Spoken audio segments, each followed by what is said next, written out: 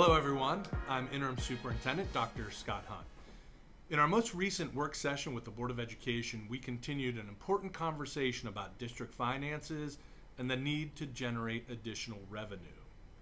During this discussion, we reviewed the performance audit, we assessed our efforts to press pause on our staffing plan, and we explored new funding opportunities. We also provided a timeline outlining when the board will need to take action on its next steps to address these financial challenges. Additionally, we examined the programs that could be impacted if revenue isn't secured. These discussions are critical, and I encourage you to stay informed. Please watch the preceding video to listen to the conversation and hear firsthand how these decisions may affect our district. Our next update will take place at the next board meeting on May 27th, which is a Tuesday, the day after our Memorial Day weekend. I hope you'll stay engaged with us as we navigate these important next steps together. We are PLSD proud. Welcome to the fourth work session. Appreciate the board's attention to this. This is the fourth time we've kind of revisited talking about the impact of finances on the district, and so tonight we're going to share some more detailed information with you. Yeah. It worked before. It's on.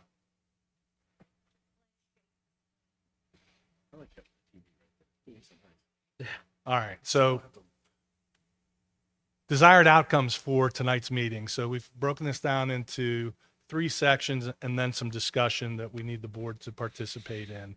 First and foremost, we're really going to stay focused in on looking at November, and John's going to have some scenarios that he's going to walk through, and so we certainly encourage you to ask questions and be involved in the discussion. But I'm going to revisit the performance audit first. I want to talk a little bit about the press pause progress update, the work that we've done over the last month in terms of that press pause work specific to staffing heading into next year.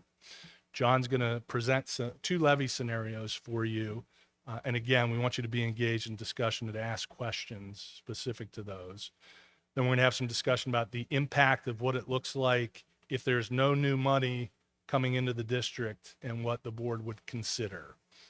And so did I do that or did you? I did it? Okay. Let me talk about the performance audit. So the audit, it was a request from the board to engage with the auditor of state, which we did. A couple board members attended that. We met with them on the 23rd of April. And so they started off to say that their meetings are like executive session meetings. So I'm not going to detail the discussion, but give you an overview of what they shared with us. So they are going to come into the district. They're going to meet with departments, look at our facilities, and provide some summary information and recommendations in three areas: operations, finance, and facilities. And I know there was some question about why are we not looking at food service, for example, or transportation? And so a couple of reasons for that. Food service actually operates very efficiently. They have enough cash to run the food service program here. So that's not something they're going to dig into. And by state standards on our state T1, T2 reports, our transportation department runs efficiently already. So they're not going to dig deep into those two spaces. But they are going to provide this board with some information that you can use as you head into the fall. So why are we doing this? So the board and administration can use that data to plan for future efficiencies and, if necessary, to reduce spending in very specific areas that the data would dictate. I think they call themselves the OPT, the Ohio Performance Team. And they are anticipating, now they say in the fall, a report, but actually what they mean is closer to December and maybe into the new year. So you're not going to get any reporting back from them until mid-year next year or at the end of this year.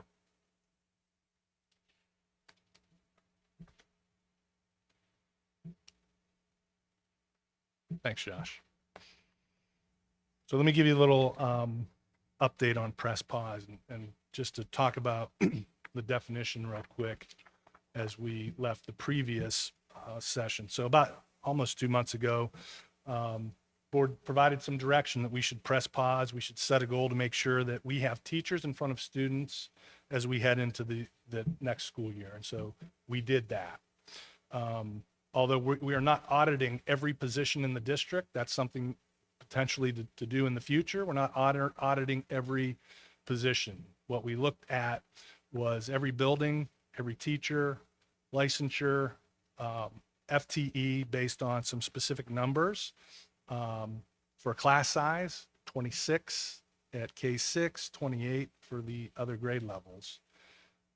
So that does impact how you look at your staffing. We've reimagined some work, as you saw in one of the updated job descriptions for the assistant director in the academic services department. And we're looking at ways that people can take on potential responsibilities without adding to the budget in terms of staffing. So we committed to doing monitoring every Friday as we hit June, any enrollments that are coming in, and on Mondays having discussion about what those enrollments mean, what impact it might have on what we're currently doing with FTEs. Obviously, if we get 30 students in a building, we're going to have to talk about an additional FTE and what does that look like. So we're going to monitor that throughout the summer. We're currently adding, heading into next year, and you'll hear a little bit more of this when we go through the finance piece of this. Next year, we're adding 1 FTE K-12, 1 nurse, and 1 special education coordinator. That's on top of the 8 special ed intervention specialists, ISs, parapros, 12, and 3 EL teachers, which was previously posted prior to our first work session. Those are the only positions we're adding into the district heading into next year.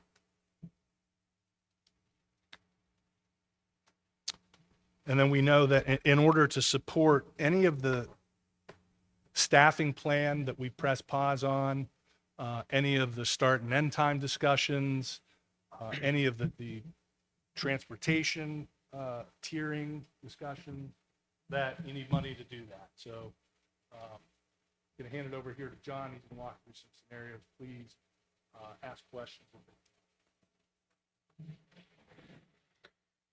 Thank you very much. I apologize for the folks that my side or back is facing. Well, that's rude, but in this case, I think this is what we're going to do. So yes, we put great discussion, effort, thinking into where we're going. We're going to go through some levy scenarios. And at any time through this, I would appreciate if you just ask the question instead of waiting till the end. That way it may be fresh in my mind as I've practiced what I'm going to say. So speak loudly. Let's see if I can make this thing work. I'll get that first time. Just saying. State budget update. So I wanted to touch this a little bit. As everybody knows, we've communicated extensively about where the state budget is. Currently, you had the governor that put out his simulations. He did not add any base cost to the Fair School Funding Plan, which is the same path he took 2 years ago. Then it gets to the House, and then everything goes to where after that. They did a snapshot of our January #1 foundation payment and froze that in time, and then generated their simulations to show everybody how much money they think we're going to get. We believe we're going to get a little more money than what is currently in the House's budget because we're going to have more students next year and the year after. When you look at the House budget compared to our forecast, it's about $8.5 million shy of what was in November over the 2-year period. But in 26, we anticipate 4.8% increase, 27, 3.24% increase over the preceding school years. 4% and 3%. Well, and the fair school funding percentage wise, that's a good question. I know total was another additional $8.5 million over the 2-year period. That's a good question. I don't know what the percentage That's okay. was. That's okay. So that's what we think 25 and 26 is going to do. What are we doing for 28 and 29? I said 25 and 26. I should have said 26 and 27. 28 and 29, what are we going to do?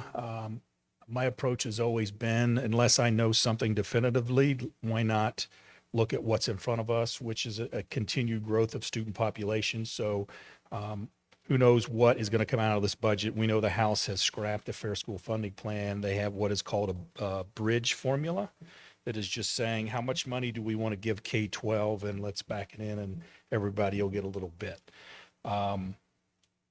So we still have some additional money coming in estimated in 28 and 29 because our student population is going to continue to grow. So even if this formula that they put together sees the final budget and is signed by the governor, again, not knowing what they'll do 2 years from now, because I think Huffman has said they will have a new funding formula in 28. So we'll see. So we still have an additional increase in 28 and 29 because I think that's a reasonable expectation instead of just flatlining it, say revenue isn't coming. The 30% cash balance carryover is not going to impact PLSD. FY25, at the end of this June, in order to reach that 30%, we would have to have almost $49 million of cash. We're not anywhere near that because we'll have about 23 million of cash. Our policy says 45 days. What's that dollar figure? Do we know? Like, does that equate to 30%? I mean, we don't know if this 30% give back concept is even going to work, right? I mean, it almost, sorry, I don't mean to put you on the fly, but if they're talking about a 30%, give back to the property tax, giving back, I don't know. It's just so confusing to me. We would need, based on a $162 million budget, Right. divided by 365 days, Right. that's 440,000 a day. Okay. So you multiply it by 45, Okay. that gives you your almost $20 million. Okay. So we're a good deal away from that 30%. Yes. Okay. Okay. We have heard that the governor does not like the 30% or doesn't like the cap or give back on a 30%. That give back came out of the House, right? Correct. He did not put it in his original budget. No, it wasn't in DeWine's budget. Originally, it came out at 25%. Then the arm wrestling began and they moved it to 30. We have heard that the Senate doesn't like the 30% cap either. Does it like any cap? Yes, I don't think they're a fan of caps, at least from what I'm hearing out of the Senate. Okay. Even better. It would be interesting to see what the state of Ohio, how much they carry over. It's probably more than 30%, You but think? just speculating. They can probably build part of the roof of the stadium of the new Brown Stadium. Did I say it out loud? You did. FY25 performance is improving. Mentioned the income tax earlier. That's $500,000 better than what was in the plan. Another piece that is better is the capital expenditure we were planning to do for the E-rate project, which was the replacement of the wireless access points. We put $500,000 into technology's budget. That's not going to happen this year because we're still waiting on the federal government to approve our ask. We did push that into FY26 because we still hope it's going to happen. We need to replace these access points. So just two points. So that's $1 million better than what we thought in November in the forecast. Any questions? That's 2 for 2. You get paid a lot of money in the professional ranks doing that. You know, he's probably running those slides for you without taking any credit for it. Yeah. Josh wouldn't do that. All right, what we have here is we have a press pause FY26. So I want to reset a little bit. If we go back to our original staffing plan from FY26 to FY29, in that 4-year period, we were going to add 221 staff members. 72 and 26, 57, 51 and a half, and 41. The press pause in 26, as was mentioned earlier, we have 26 FTEs, and those are listed to your right. Some teachers, some support staff, and I believe one administrator. So when you take out the 50-some, 40-some in FY26, you see the impact. FY25, I think that is 6 days better than November due to the mentioned improvements that we've had in our performance. 26, we're at 34 days, 10 days, and then we turn negative in FY28. So again, we're going from 221 and a half staff members to 175 and a half in that same 4-year period. And that's the result of the improved cash balance by reducing the FTEs in 26. Any questions on that? Again, 221 and a half was the original number. Now it's down to 175 and a half.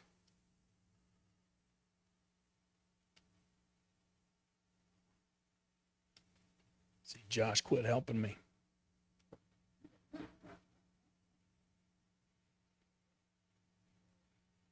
There it is. Okay. So what is it going to take to get to a 45-day cash balance in FY29, which is board policy? This is a 9.21 fixed rate levy that is successful in FY25 or FY26, which would be November of 25. Put it on the ballot. It's successful. We'll start to see revenue in 2026. We go from a 34 days cash to a 54 days cash because we're doing half of that ask is being collected in 26. Then we go to 27, and that's a full implementation of the tax levy. And then we move forward from there. Again, that's 175 and a half FTEs. It's pressing pause on 26, and everything else is running forward like was originally planned. When you say originally planned, is that in that presentation from the fall? I believe it was December Okay. timeframe. And does that take what we're not funding this year and put it in the next 4 years? No. Okay. We took out what was in 26 is now what you see. And Okay. what wasn't in 26 is 26. just the, whatever that number is. Correct. 20, I can't add. So that delta that came out, it came out 100%. It's not pushed out into the out years. Okay. But the next 4 years the next 4 years is staffing as was presented in December. That's or correct. Fall, whatever. 57 and 27, 51 and a half and 28, and 41 and 29. See, it wasn't on the, it's not clear. It's not clear. So 9.21, successful in November.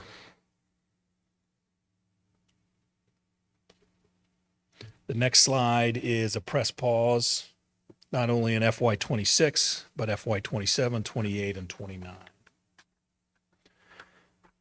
So we go from the original 221 and a half FTEs to the 175.5 through the press pause of 26, and then the press pause of 27 and 29, adding that on, we're down to 104 staff members or 26 FTEs a year. What we have on the right, on the bottom of that chart are just, it's just descriptions. Those could be any teachers. We just decided on 14 teachers. They could be 3 EL and 3 K to 12. Maybe we don't need 8 special ed teachers. We posted 8 already for FY26. We reposted 3 of those positions because we know specifically where those units are going to land. So that leaves 5. So we're at the middle of May, and we still don't know where those other 5 ISs are going to go. I'm not saying we're not going to need them, but each month we move, maybe we don't add all 8 special ed teachers, which then would equate to reducing some of the paraprofessionals. So pressing pause through those additional 3 years, we get out to 29 and we're a negative 38 days cash compared to negative 65 days cash. Any questions on that? Just to clarify something, Scott had mentioned several slides ago that the class size assumptions, I believe you said, Scott, K to 6 was 26 and 7 to 12 was 28. Is that what you said? That squares, John? Yes. Okay. All right. So just add a little, go ahead, Scott. Yeah, I was just gonna, so those are the numbers we used right now to look at what you see for FY '26. Those are the class sizes we used when we went through the exercise of looking at all the buildings, the enrollments, and the FTEs. I mean, are those also the same numbers for 27 to 29? I don't know that we can say specifically those are the same numbers, but I've got some metrics for you. If you're ready to write them down, I'm going to throw them your way. Okay. So we added 270 FTEs this year, How many? 270 funded students. Next year, we plan on adding 173. Stop. Students, yes. That will be in front of adults. So next year, we're adding 173 FTEs. We added one teacher based on 26 and 28. In 27, we plan on or estimating to add 211 additional students. And we're still projecting 6 regular ed teachers. 211 and what, 27 you said? Yes. So we added 173 next year. We're hiring one teacher. 2 years out, 211 students. We're planning on adding 6 teachers. So I think there is room in there to not get bogged down into, is it 26, is it 28, is it 25, is it 27? I think there's enough in there that if our class sizes get to the point that we need to add another FTE, I think we have room to do that. Does that make sense? It does. Okay. I'll just share this thought because it seems like an appropriate time to do it. The couple of months ago, I went through and visited all the schools, and at least 2 or 3 elementaries made a point of commenting on what they thought were high class sizes, and they not only made a point of commenting on it, they made a point of taking me to those classrooms and showing me. And as an example, there was at least in 2 different schools, at least half a dozen first grade classrooms with 28 kids in them, which is not a good thing as far as I'm concerned. And depending on what buildings you visited, they will be second graders next year. And there's a great possibility that in our exercise of looking at grade levels in buildings, that there'll be an additional section in that building in second grade. I don't know that for sure, but that was the exercise we went through. Yeah. The point of my making that comment is that we just, from my point of view, need to figure out how we don't let ourselves wind up in situations like that. I don't see that that's a good thing to be letting first grade classrooms get that big, period. I won't argue that point, but I will state that if we don't have the money or we can't afford it, that's maybe what we have to do, or we make other choices somewhere else. Fair comment. All right. So we talked about the press pause in 26 and then adding 27 through 29. And to obtain a 45-day cash balance in FY 29, it would take a 7 mil levy. Now your marketing folks will say that's 6.9. That's not 7. Okay, we'll do 6.9. But essentially 7 mil levy will get you to 45 days in 29. You like 7-0? Okay. So that's what that would do. Again, that is 110 FTEs over the 4-year period. This is a total press pause scenario out to 29. Correct. Can't do it. Outside of adding 14 classroom teachers and 12 parapros.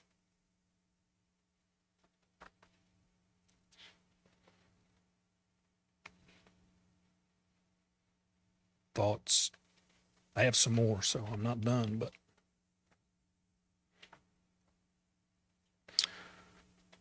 so That's an operating levy. Yes, I have some income tax numbers to throw at you too. Good. Just to, I'll turn, okay. Hey, John, Yes.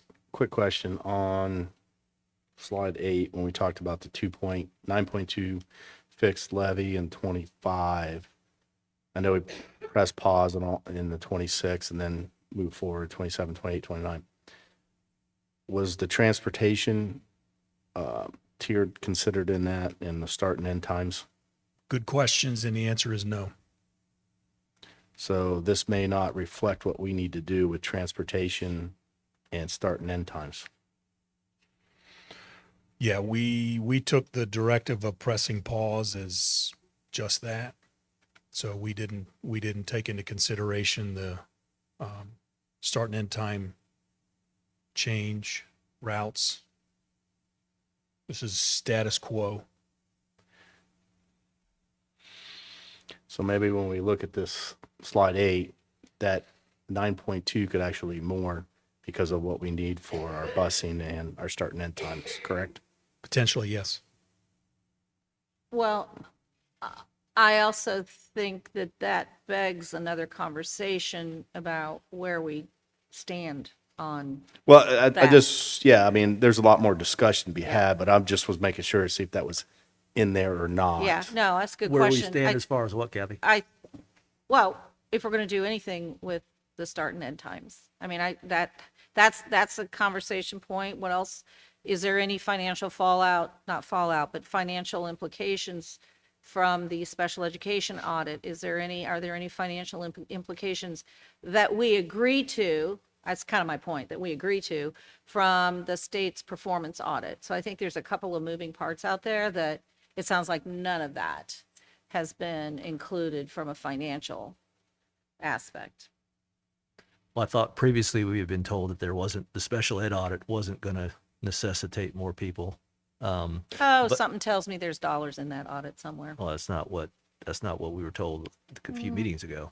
But I do agree that the start-stop time thing, that is a different issue in terms of, I mean, if we're going to be doing it, I guess I don't know whether that's still an if, but if we think we should be doing it, then we should ask for enough resources to cover doing it, is I think what I hear JD saying, and I agree with that. Why we would not ask for enough resources to do that if we think we should be doing it, that doesn't Well, make I sense to think me. there are some too in the community who would say that we're not asking for enough human resources, even if we staff what we proposed for 27, 28, and 29. So we're going to have to, we have to marry, what's the phrase? The needs, the wants, the wishes from multiple stakeholders with what's passable. Can't throw a 15 mil levy out there and expect our voters to pass it, Yeah. even though we can justify that. Yeah, I agree with that. Yeah, so I agree with that. it's all about a balancing act. I agree with that. What did you say? You tell us before, John, that 1 mil was about $2.1 million, Yes. roughly, which is more than what the start-stop time number was. I believe that was like 1.7 million. I think transferred. For the one that was the Yeah, I think that, modified. Okay, yeah. So less than another mil to get that in there. Good discussion. So income tax. First thing about income tax, if the board wants to entertain that, our resolution to proceed has to be done by July 25th, submitted to the Board of Elections. So that's sooner than Yes, a couple levy. weeks. Yes. Income tax a little sooner, probably because it's got to go to the tax department, state tax department. So that's the first highlight. So ran some scenarios. We currently have a 1% income tax. That's a traditional income tax. You cannot do a traditional and an earned. Can't put them together. You got to do one way. An earned is you have a job. They don't take into consideration. I'm not sure about pension, but investment income, things of that nature. So your traditional is coming off your tax return. Looking at an FY26 press pause, a 0.25%, so it'd be 1.25%. In FY29, you would have negative 39 days. If you did a 0.5, that would turn that to a 4-day positive cash balance at the end of 29. The thing with income tax is it takes about 18 months for that thing to come in full because you're getting money from different inflows, if you will. You have your withholding from employers, and then you have your returns that people file, similar to their federal and state taxes. And then they pay that. I'm sure there's a quarterly payment if you want to entertain that, but it takes a lot longer for that to ramp up. Those numbers you just gave us, John, were those based on the first set of slides with the full Monty, if you will, and staffing for 27 and 29, or this? So that was a reduced? press pause for 26. And then 27, 28, 29 are what was originally presented. Okay. So it would be adjusting that. So the one that says 65 days in 29 right now goes from 65 to minus 65 to minus 39, you're saying? You on page 7, Mark? Yes. So on page 7, you have press pause, which is just staffing only, no new revenue. Cash is negative 65 in 29. That's correct. And you're saying that would go to Negative 39. with a 0.25% more in income tax? Correct. If you did a 0.5, so that'd be 1.5%, you would be at 4 days cash in 29.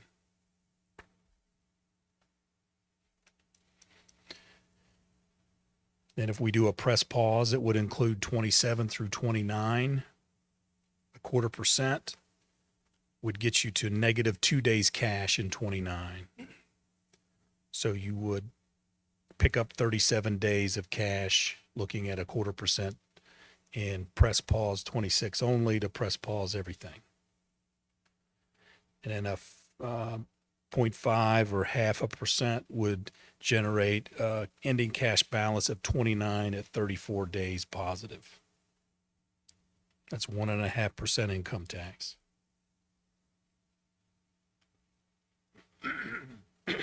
So here's what I'm hearing you say. You're not a fan of the income tax approach. Why would you say that? Well, because I'm putting words in your mouth. Yes, you are. Well, what I'm hearing you say is there is a delay in receiving the funds. In 29, whichever way we slice it, you still are under 45 days. Yeah. Okay. Here's a comparative. That's a good question. In 26, if we were successful in an operating levy in November of 25 at the 7 mills, that's going to generate, we'll say $14 million, easy math. Okay. You would collect $7 million in 26. With an income tax at 0.25%, you're collecting about $350,000 in that same fiscal year time period. Okay. Thank you I know I had asked you about the income tax. Thanks for indulging me. But the other thing that I'm taking away from these scenarios is we essentially land at the same levels of cash days on hand, whatever that phrase is. Going out to 2029. I know the millage amount is different, but we get more, in my opinion, we get more bang for our buck, obviously, by having the higher millage, but the same amount of cash days on hand and staff that we need. I never thought that ask over the 5-year period was pie in the sky. It'd be great to have all this. Nice. I think that's the third one, right? Want, whatever. I guess my overall question, though, for me to process all this is, why are you proposing a fixed and not a continuing levy? It is a continuing levy. My apologies for not stating it's Oh. continuing. This Kathy is, gets some of her lingo this mixed is up. fixed versus a fixed rate versus a fixed sum, which would be an emergency levy or a specific amount of money. So the millage is fixed. Correct. And it would be with what we have on the books today that have been voted over time. So it's the same kind of deal. Correct. It's a continuing levy. Yes. Oh, that's a Beth Richardson O, by the way. Okay, Kathy's with you now. Can we start at the beginning? Yeah, I should have clarified that a little bit. No, That's it's my okay. apology. I'm not, it's okay.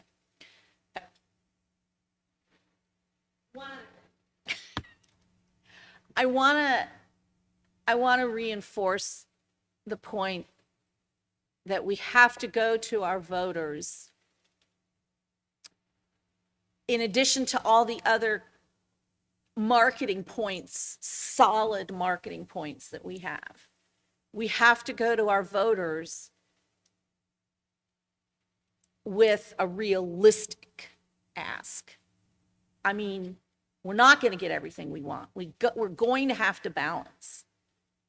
I think we need to find that sweet spot where we can expect a yes from our voters. 15 mils, be great. We really would get everything we want. Ain't gonna pass, in my opinion. It's just my 2 cents.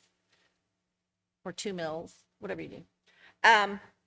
So I think there is going to have to be a balance between, what we can justify internally and what we can expect the voters to approve. And nobody's going to get everything they want. But for me, for Kathy, I know I'm jumping ahead to the question slide or the conversation slide. You don't want me to do that? Okay. I don't know what I was going to say because you interrupted me. I just think we need to quickly recognize where that sweet spot is, and hopefully we can do that soon. So that's what you got. So we've given you some options. I'm surprised that nobody has said, what's that going to cost the homeowner? I've got that for you.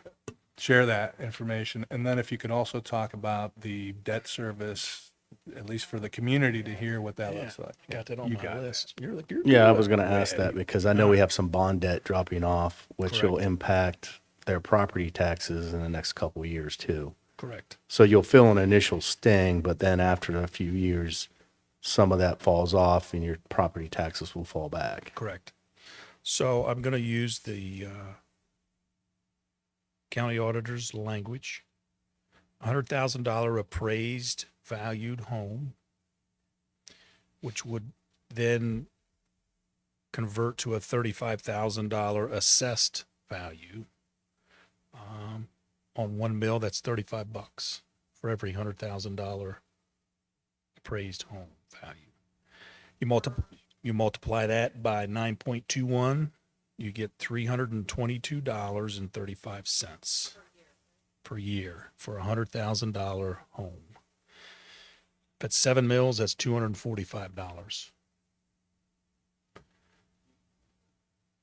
Yes, so a $100,000 home that's appraised, then it's the taxable value is reduced to 35% of that, which is 35,000. You multiply that by 1 mil, which is 0.001, and you get $35. So if you have a $200,000 home at 1 mil, it's going to be $70 per year.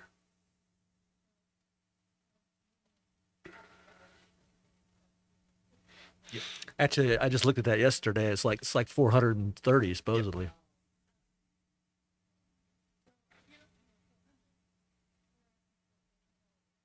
Correct. Yes. Yeah.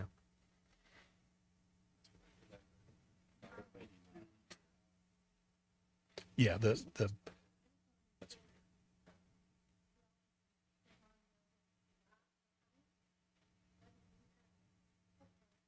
Sorry, Kathy.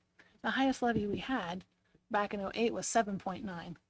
And how many times did it take Kathy to go to the ballot to get that approved after layoffs and everything? So when I look at the majority of our community has not changed that drastically, and 7.9 was a monumental feat. I don't know how we think we could get to 9.21. Valid point. I'll address that, but I'll wait for to get on with some other stuff first. And the critical piece is again, finding that sweet spot, because if we're not successful in November, if the board decides to put a levy on the ballot, then we are another 12 months from getting Right. possibility of any new tax revenue. Right. And all that does is reduces our cash balance, assuming we don't cut like costs, because we're not collecting, if it's 7 mil levy, we're not collecting, $7 million in FY 26.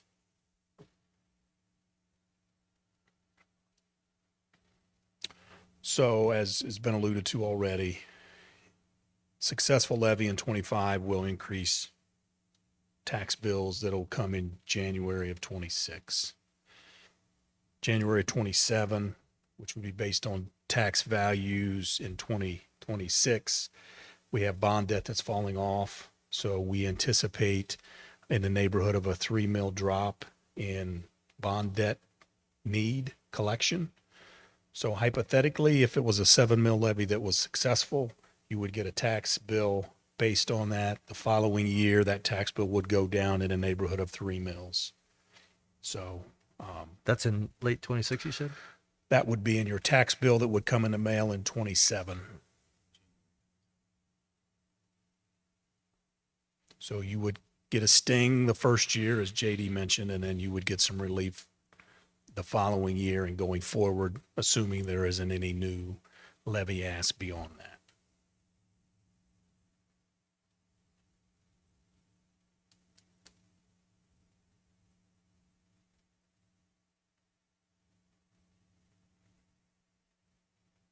Did not consider an emergency levy because there is about between 15 and 20 tax reform bills in the Ohio legislature.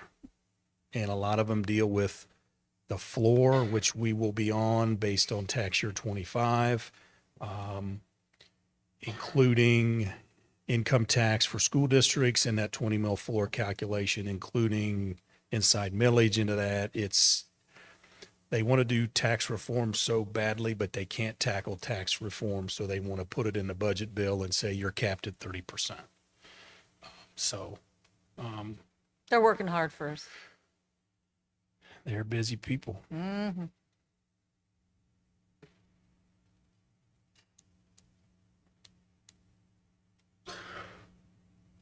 Oh, look who's up now.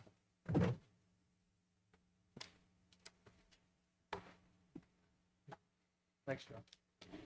It's like those award shows. You got those good looking people that walk you off the stage. I'm not, no. No. Oh, I mean, do you need help? We've got some, not this called you another good looking people. we've got some part of good looking crowd.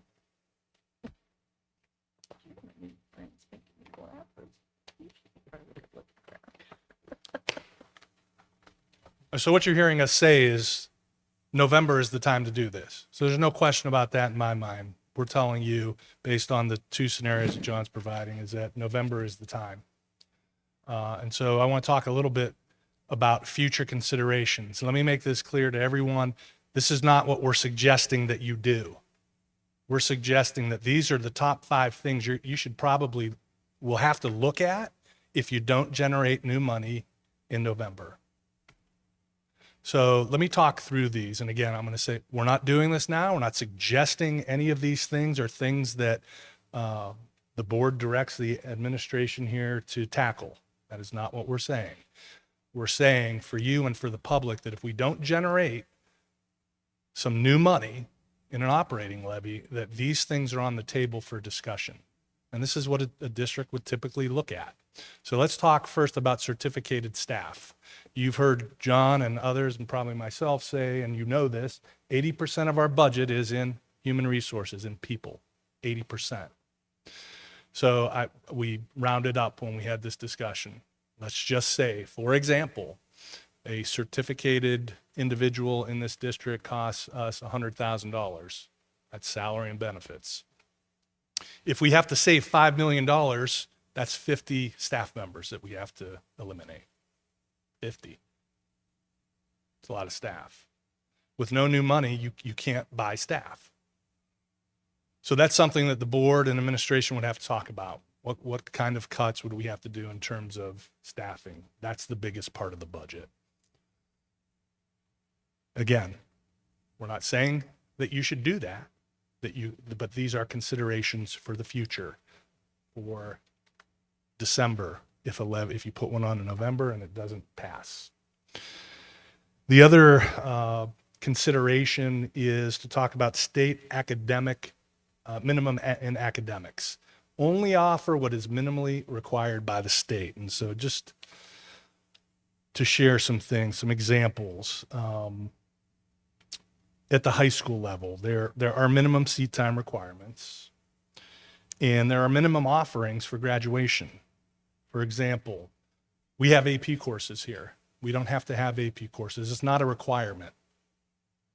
But this is something that families move here for, because students get an opportunity for some high quality academic programming.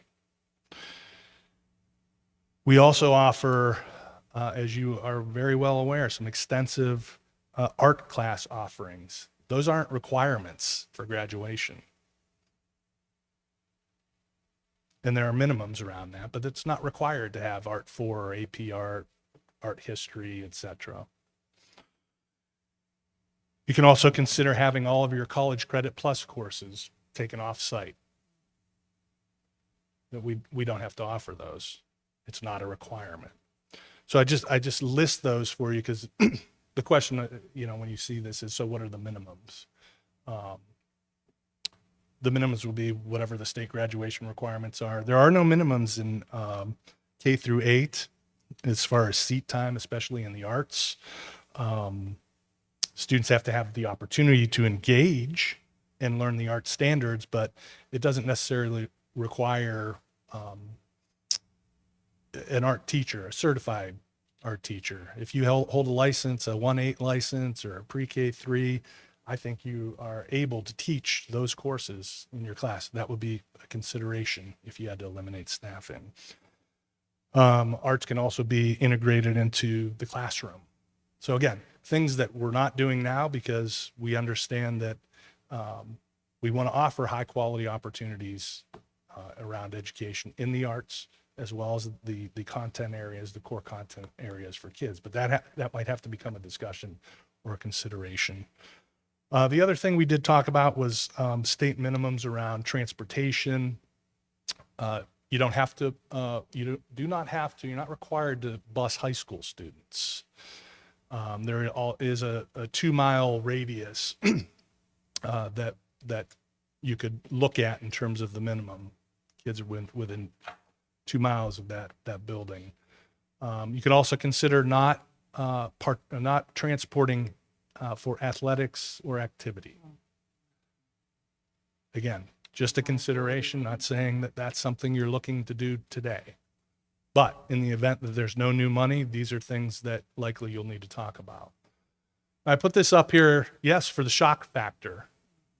Pay to participate fees, increasing fees up to $1,000 per sport or activity. That might be a consideration.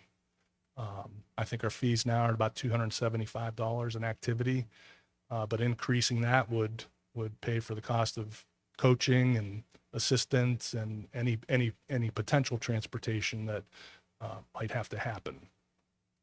We also talked about reducing out our school resource officer allocation. And those are specific to school resource officers, not our on-site security folks, which we have in Preston's shop, but reducing that allocation. Again, these are things that if there is no new money flowing in here, then you're going to have to talk about these things. You saw it earlier this year at Reynoldsburg, I think Westerville, they've had to reduce staffing and programming. And so this is not a place for Pickerington to be, which is why this is important for the board to really kind of hone in on what it is we do next in terms of a levy. Because without any new money, that's the discussion you're going to have in the winter of next year. Because you'll have to, because there won't be any money to support the things that we've talked about plugging into place here for our students.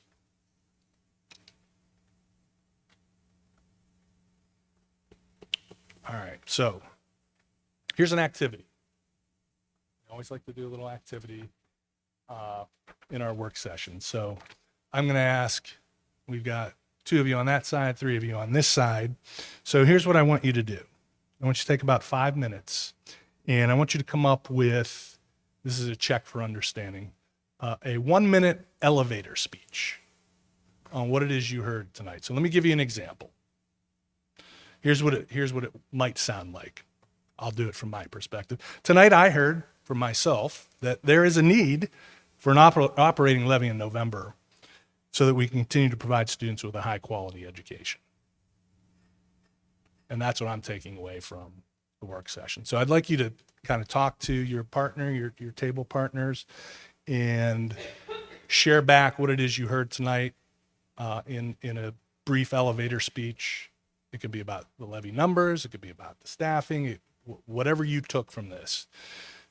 We'd like to hear that from you because then we'll move into the last portion of the work session. So 5 minutes, it's 7:30, so 7:35, we're going to call you back and pick someone to present your elevator speech, and then we'll move to wrap up. Are you ready? Ready? Go. 5 minutes. He's just laughing at us over here. That's all he's gonna be doing.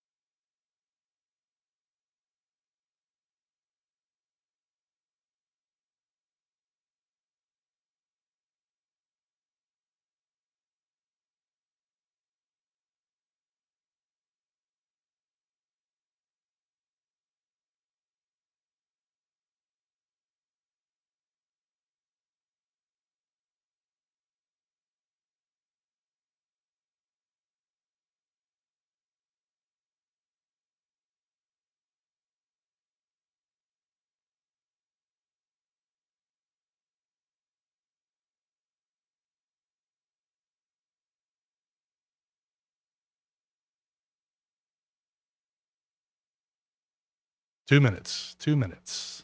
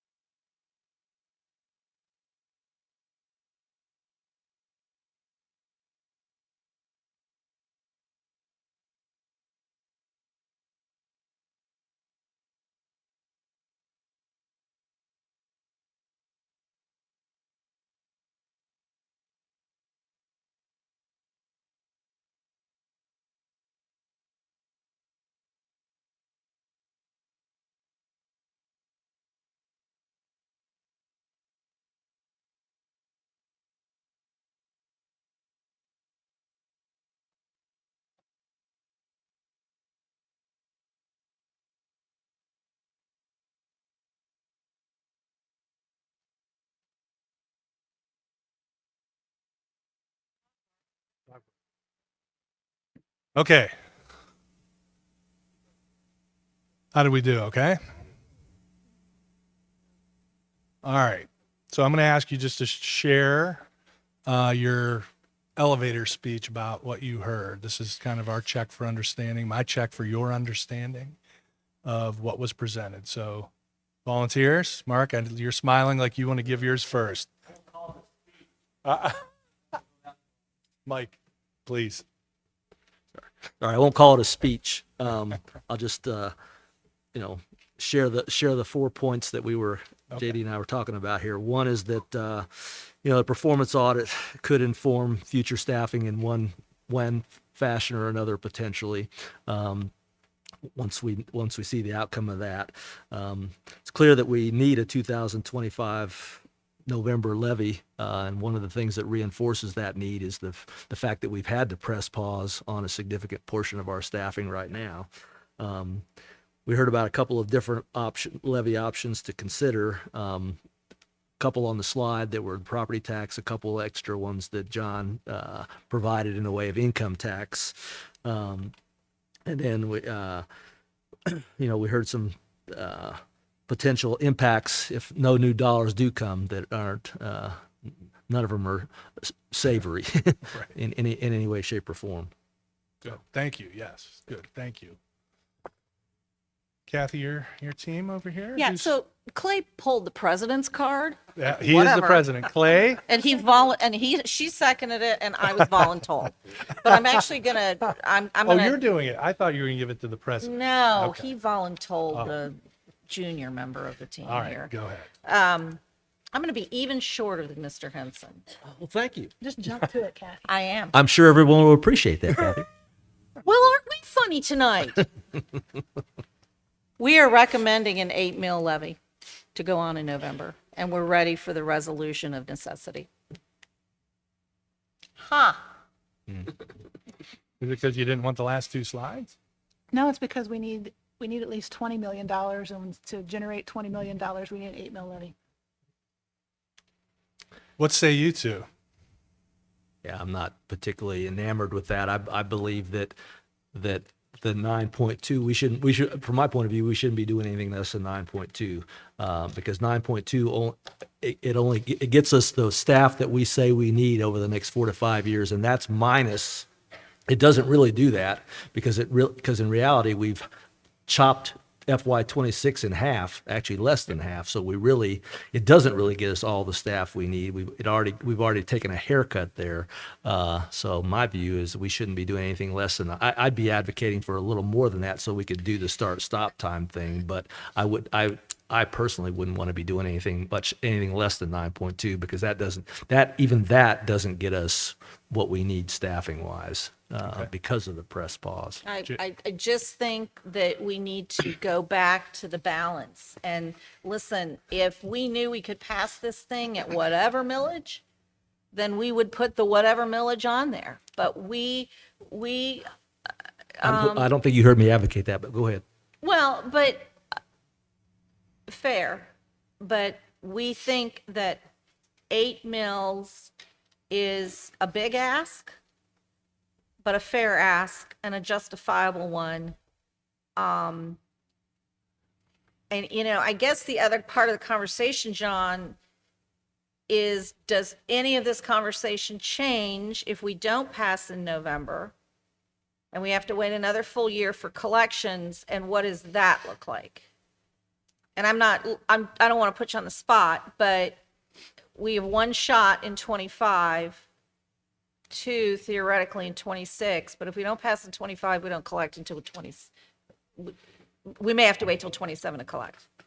All right, JD, why don't you weigh in too? I'm certainly intrigued by that because we got to find a happy medium for what our community is going to support. Yeah. I don't disagree with that. What my concern is if we put it on to 25 and let's say it passes at 8 mils, when would we have to come back to the public or the community? Because I hate to keep putting on operating levies to the community when let's get it right the first time. But I also know we got to find that sweet spot. I get that too. So another thing to consider is in the last 3 years surrounding us, what's been the biggest millage that's even passed, right? So that's 6.9 in Hilliard. So 8 is still significantly more than that. But where you come in at 8 is 20 million is our annual carryover, minus any of the funds we even have right now. So that meets our carryover number that's in policy for continuing years to go, based off of what our current assessed tax value is. Now, that's up for reappraisal again next year, correct, John? Quit, so I need Okay. to go home. We do an update in 25. I mean, Tax the year? one that the Fairfield County Auditor does? Yes. Okay, So, so yep. we'll see that then, what that generate, or what that will change our appraised value for the entire district, correct? correct. I'm talking about our taxable rate. Yes. So if our taxable rate continues to go up, that 8 mil is going to generate the $20 million that you need in your reserve balance, which is board policy. However, we know that we're going to go through a reassessment, so that 8 mil will generate more than that 20 million in future years.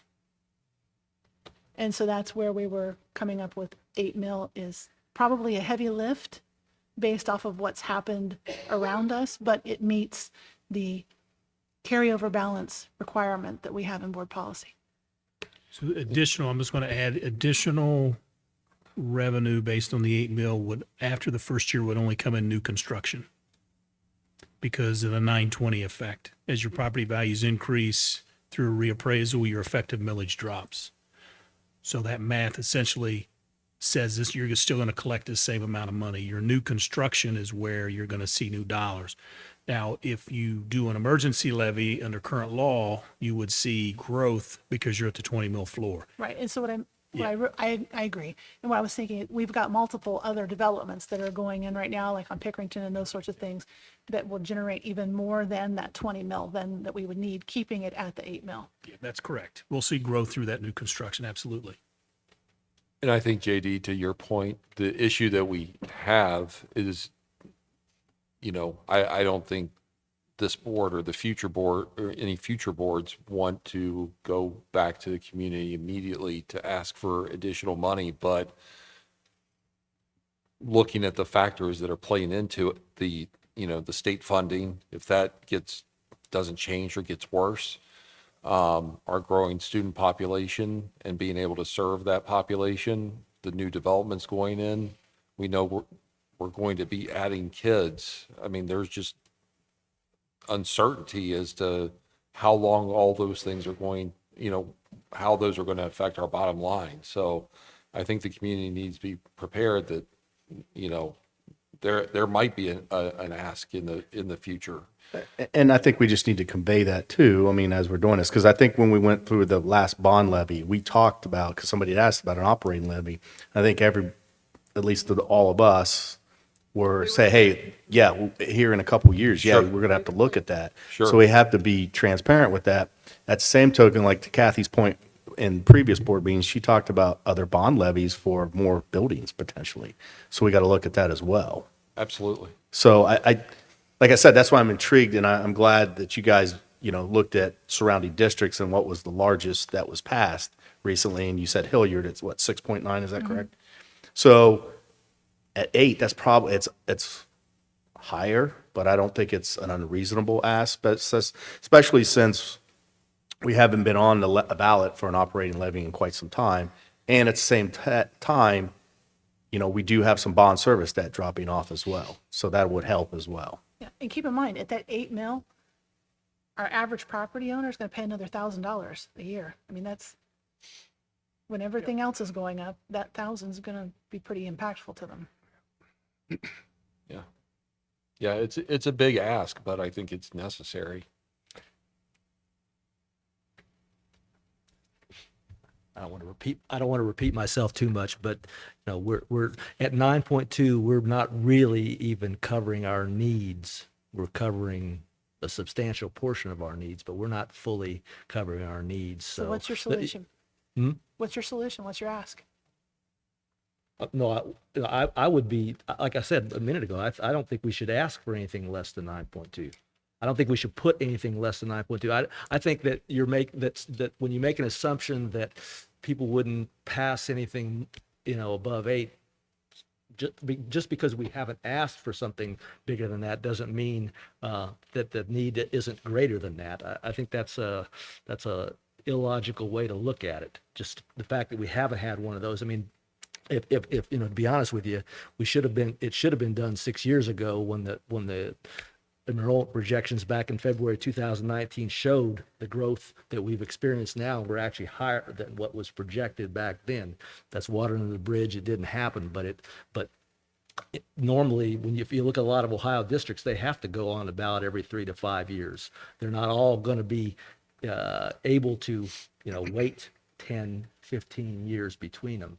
So the notion that of having to get people more conditioned or used to the fact that you might have to see this kind of thing every 3 to 5 years, people should understand that that's a possibility.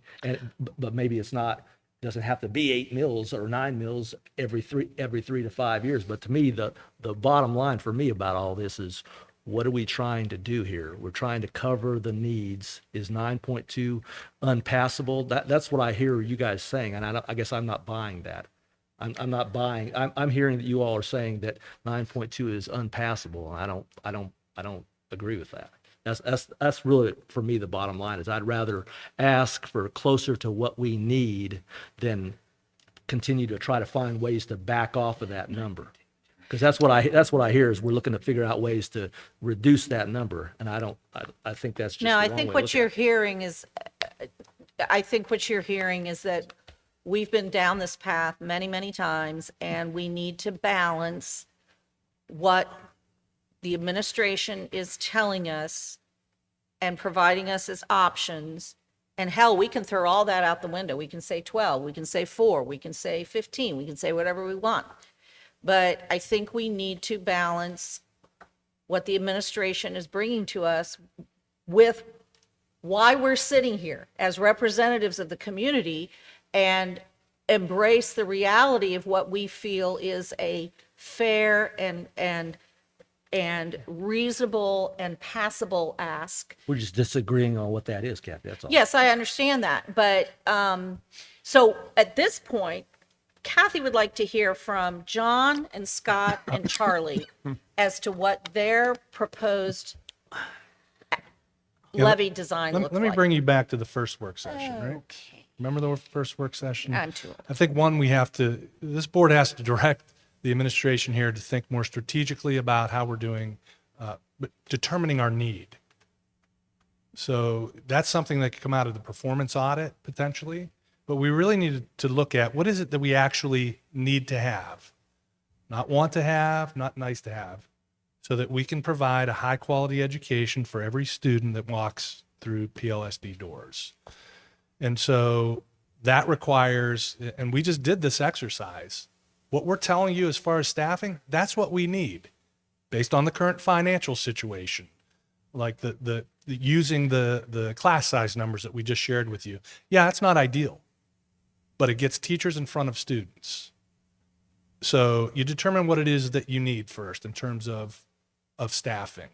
And in fact, I'd say walking into this, and Dr. Smilek may agree, that you probably should audit every position in the district to make sure that it's the positions that you need to have to operate efficiently and to make sure students get what they need. That would be my approach. In terms of the levy ask, the number, the millage, we've pivoted off of the 45-day policy. That's what we've said we're targeting, to make sure that the board meets its policy in days of cash. And so what you saw from John and his scenarios meets the days of cash leading out to 2029. Might you have to go back out and ask again? I don't know, maybe. But I think planning more strategically about what you need could push off the need to ask again after 29. And we also know that the enrollment starts to dip after 2030. So the next 4 years here, really, to me, as I look at this, are the critical years in terms of what you're talking about in terms of the millage, whatever that is, and how you plan for what you need. And that would be my first approach. And I'd use some of the data and tools that you're going to have available to you come December to do that. John, do you want to? I knocked you over, Mark. Probably not the first time that's crossed my mind, but just saying. It is 8:00. I love work sessions. I would, from my perspective, it's about choices. You could do a 9.21 mill levy. It's successful. If we have a balanced budget, we don't have anything to worry about. And if 28 state funding takes another dive and we have reduced class sizes before we got there, we have the option to increase class sizes again. I agree. I think we evaluate what we do. The exercise we did for 4.5 hours in the boardroom on a Friday, a month and a half ago, I mean, that told us this is what you need next year because we looked at the data. Now, we don't know who's going to show up in August. Nobody knows that. But our best effort was put into identifying what that was. So if a 8 mil is not enough in some minds, maybe a year from now we do that same exercise and we don't need 6 general ed teachers. Maybe we need 2. So that's saving money today and in the future because it just compounds the further you go out. I think we have the flexibility to make that happen. It's about choices. Would it make folks uncomfortable? Absolutely. There are folks that may get uncomfortable, but we can't raise the price of our widgets. The voters have to do that for us. The legislature is not helping us at all in how they're approaching this. Maybe we settle on an 8 and the state comes around and says, we're going to give you the Fair School Funding Plan back and we're going to increase 2024 base costs. And we have an additional $8 million over a 2-year period that we didn't think about. And the levy was successful. We're on the upside. Then again, annually we can evaluate how we want to spend our money. Dr. Smilek, you want to say something or no? Absolutely. Oh, you're giving the easy way out? He needs to walk up the stairs. Easy way would be Rob for lifting up under the stairs.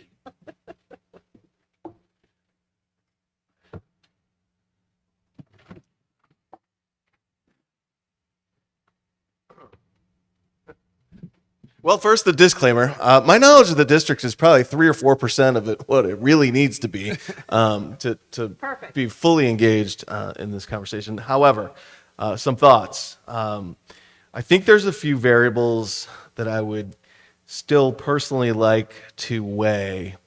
And I've done, some town halls and had some conversations and done some listening.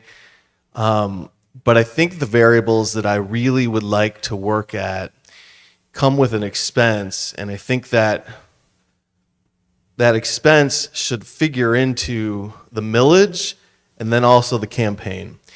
And I think that when you are holding a number over people's heads, it's more helpful to have some type of a promise other than simply a continuation of X. And so in my mind, our largest weakness from a data perspective is early literacy.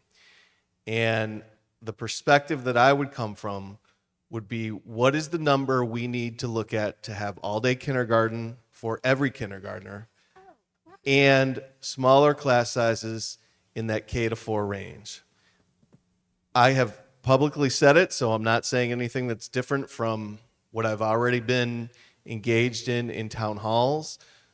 I believe that class size in elementaries is a hindrance right now. I've heard it. I haven't seen it, maybe like Mr. Henson referenced before. But those two variables, I think, are an important part of this conversation. And I think we need to sit down with John and the team and look at when we press pause or we have the plus X, but if the promise is really specific and targeted and people can understand the impact that that's going to make in their children's lives and in their families' lives, especially in terms of all-day kindergarten, they could potentially be more apt to vote yes. I will tell you that from the research that I've ever been a part of or been aware of, numbers don't really matter that much. When you're talking about 8 or 9.2, it is a huge ask. Both of them are huge asks. So to me, it's more about what is the strategy to clearly define what we're offering, and then how do we mobilize behind that? And so I know I'm punting on a clear number, but it is specifically with the request that those are variables that we will look at. I also understand the 3 mills is coming off, but quite frankly, I think we should really caution ourselves on how we say that, because in all of my conversations, we're not done building. And I understand just from, the brief conversation with Rob, I understand that all-day kindergarten right now, that is a practical difficulty, if not impossibility, in terms of space. So I understand I'm saying all these things with, that knowledge as well. But that 3 mills is going to 100% be something that we have got to mobilize behind. It's not a renewal when you're talking about a bond issue. John knows this better than I do, but we'll have to get that reapproved essentially. So that's my thought process. I hope I haven't offended anybody or anything too bad. The other piece, to be in all honesty, resource allocation, and we talked about this at the last town hall meeting too. Quite frankly, I think that's a really important part of my job responsibility, and I don't have a great handle on that yet. I will have a handle on that, and I think I'll have a handle on it by August 15th or so. I understand that's past when we would have to request, but I've always really taken some pride in my work to be able to say we need less here and more here and none here, and I think those are exercises I have to start to get engaged in as I'm here more often. Thank you, sir. Thanks for letting me speak. Do you need more mic time? Don't give it to Never him. turned on a mic. Don't give it to him. You can probably tell. Thanks, Dr. Smilik. Appreciate that. I think that's a great strategy. What are we going after with this? So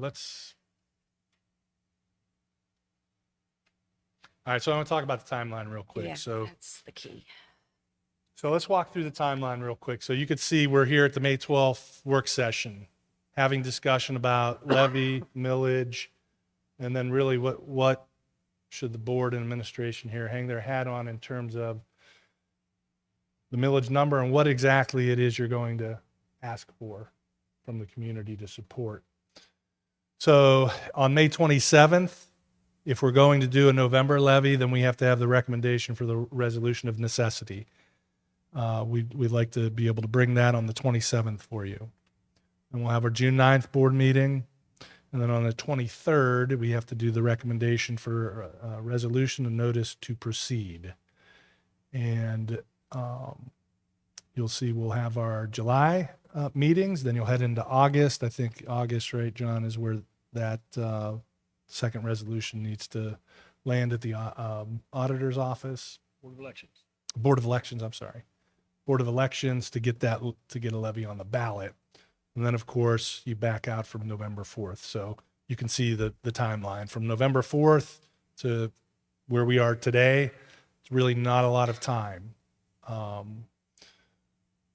So what else do we need to consider in this from your perspective? I can't remember, in the resolution of necessity, do we have to put a specific millage? What kind of information do we provide the county? I would just be speculating at this point, but we have to tell them what we want to do, and then the attorney will put a resolution together for us. Okay.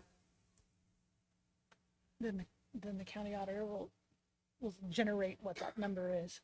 But I think we've agreed that we're going to drop the income tax concept. Is that something we can agree on?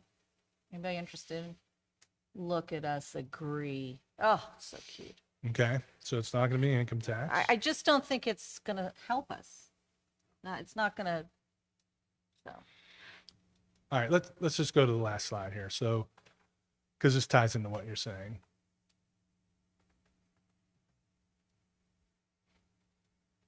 Josh, Let me help you. somebody can help. Kind of help I need, I'm not sure I can get it here. This must be the one. Okay. That is the last one. Unless you put a new slide in, that is the last one. That's the last one. This is the last slide? What are you seeing in your mind? I know. With the last one? It's 8:00. All right. All right. Action steps. This is the last slide. Thanks.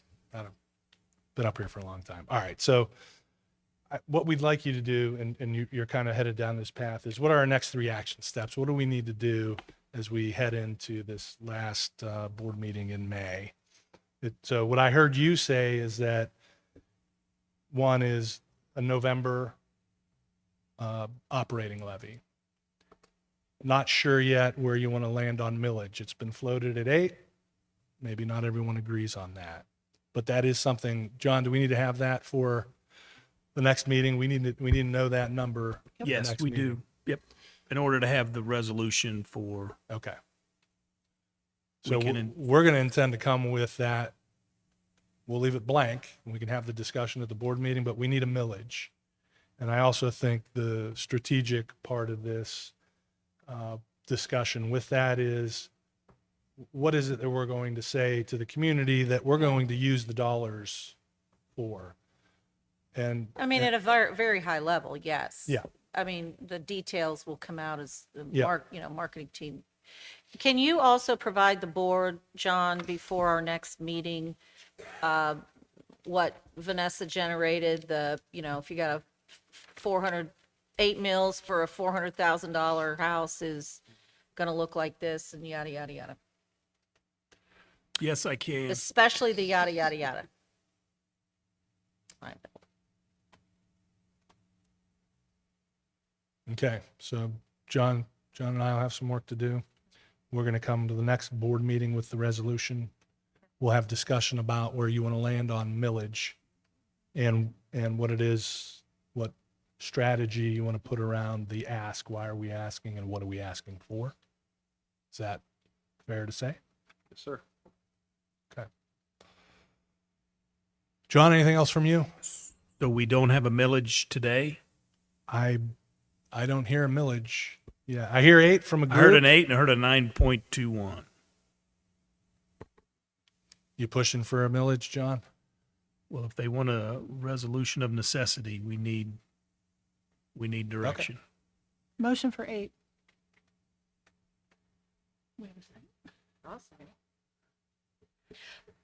So, okay, wait. Oh, sorry. Can we come to the table with a blank figure? Yeah, we can prepare more than one resolution Let's do and 2. then the board can choose. Can we do 8.0 and 9.1? Is that where we're at? 9.21 or Or 9.1? nine, I can't remember. 9.21. 9.2. Sorry. I mean, Mark, that's kind of your, I mean, in the final analysis, am I going to? Mikey. Oh, sorry. Am I going to vote against an 8 point whatever? Probably not, but that's not really the point, I don't think. I mean, if you think about what Charlie just said, I mean, what's all-day kindergarten, I don't believe is in those numbers that you guys have given us, right? So that just, We've not discussed that. but you're also assuming But that what I heard him say, or what we've all kind of referenced, is these audits that we need to do. There may be programming that we decide to drop in lieu of all-day kindergarten. We don't know. that's a, But, that's a you know, huge we've- assumption to make. What was done, that audit 15 years ago, does anybody know if we actually, because there was millions of dollars of savings recommended Yeah. in that. Did any of it actually happen? Yes, because did. we had to cut. We cut. I'm not talking about, that's cutting because you didn't get a levy passed. I'm talking about cutting because the auditor said, you don't need X, X of this position. There's a difference. I'm assuming that like every audit that we have done in this district, we review them thoroughly, we, administration, and we apply what we feel is best. I mean, what's going to come out of the state's going to be the same way, right? We're not going to just carte blanche do what people tell us, an outside consultant. That's my point. Just because the performance audits tells us we're going to say that we could quote save $3 million by getting rid of these 25 billets, that Right. doesn't mean the district did that. That's before. right. I That can't. doesn't mean the district would do it again, did it before or would do it at this point. Right, but I think for the here and now, are you comfortable with John, the administration bringing two? Yes. Okay, and providing, again, the annual Yes. increase, property, all that kind of stuff? I guess the point I was making though is that what Charlie is was referencing with the all-day kindergarten, and for that matter, with the K-4 class sizes, both of those are, unless I'm misunderstanding, that would add to the need that we've already been talking about. Right, but the first ad is going to have to be space. So, Yeah, and what I don't know about that is, with when all this shuffling is done next year with the Diley to Ridgeview, or whatever it is, Heritage to Diley to Ridgeview, Right. the Central Junior High, is all that done. I don't know because we haven't been shown. I don't know whether, once all that dust settles, whether there is the capacity for all-day kindergarten or not. I mean, if we bump class size, we'll have space. If we lower class size, we won't have Well, space. again, we don't. In but a we don't- short-term period The of time. point is, we don't know about the capacity for all-day kindergarten unless Rob is able to tell us right now, once all that dust settles, whether they exist. So I'm just going to add, because again, part of our process that we've gone through, we were going to put 2 regular classrooms at Pickerington Elementary, and then we decided to add a MD unit. There's no room for that MD unit. So they're going to get 2 more sections this year. So if we wanted to do all day, every day kindergarten at that building, we would not have the space to do that.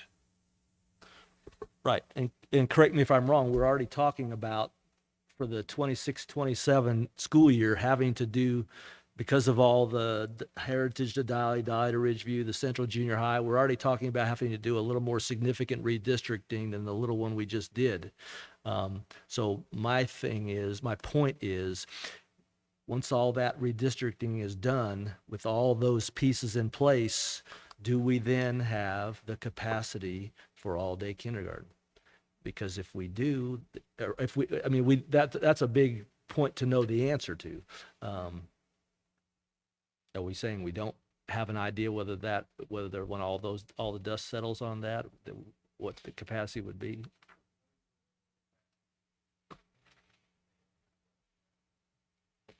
No, you don't know, or we don't know. Okay. Again, and let me, But the point about that whole thing was that, to finish what I was originally trying to say, is that Charlie's point about all-day kindergarten and K-4 class sizes is that one or both of those things add to the staffing need that's on the charts already. maybe. Okay. When you talk about the performance audit, you're talking about the performance audits being performed by the auditor of state. We just did an audit of staffing. Okay. We did it internally because we had to press pause and make sure teachers were in front of students. So what I'm suggesting is, and Charlie referenced this, where are you going to allocate your resources? So you have to determine what it is you want to do, and then you do the shuffle from there. So does it add? Maybe it does, but we didn't do a full audit of every position in the district to do this. We only looked at where teachers should be to make sure they're serving kids. My guess is that if we did a full audit of every position in the district, we might find spaces where we can do some shuffling or moving, but I'll leave that to Charlie. I got you. I get that. You know what I'm saying? Yeah, I get the point. The point is that for 27 to 29, that whatever that number John was that was talking about, the 100 and Yeah. 100, Yeah. is that number going, who knows what's happening to that number? Those other 2 things that Charlie mentioned would add to that number. Is there something that would subtract from that number? You're saying it's possible, yeah. I think you'd have to direct the administrative staff to do a full review of positions and determine what it is the board wants for the district in terms of all day, everyday kindergarten class sizes, high school pro, whatever it is. So And then you allocate those resources. So at this based point, on we're that. at the point where we have to, presumably before the end of this month, make a call on what we know right now about what we think the We needs do. are right now. Yep. And in my view, the needs are easily 9.2 million. They're really more than that, but we probably can't get. It might be hard to get beyond that. Yep. Um, Okay. So we're going to bring two resolutions to the next board meeting, one at 8 mils and one at 9.21. You can have that discussion at that point. And if you have any other questions that crop up, please don't hesitate to contact us and we'll do our best to answer for you. So thank you. Work session number 4 has concluded. Thank you. Thank you. The last thing on the agenda is a motion and a second to adjourn into executive session per ORC 121.22G1. Is there a motion and a second? So moved. Second. Any discussion? I'll just say, we will return to open session. However, we do not anticipate any further board action this evening. With that, Mr. Walsh, can you call the roll, please? Roll call, Mr. Postage. Yes. Mr. Henson. Yes. Mrs. Niekamp. Yes. Mr. Lopez. Yes. Mrs. Olszewski. Yes.